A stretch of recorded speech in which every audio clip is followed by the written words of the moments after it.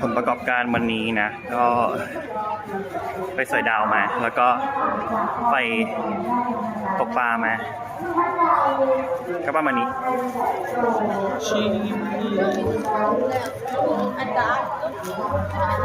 ประมาณนี้เลยเหนื่อยแล้วว่าจะมาวิ่งนะวันนี้แต่ลืมไปว่ามันงานกาชาดมาสุดท้ายนี่หว่าก็เลยมาเดินสักหน่อย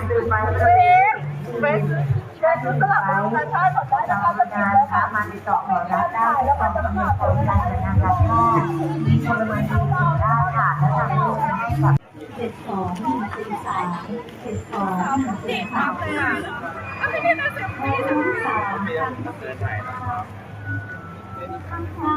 ตอนเย็นเล่นยังไง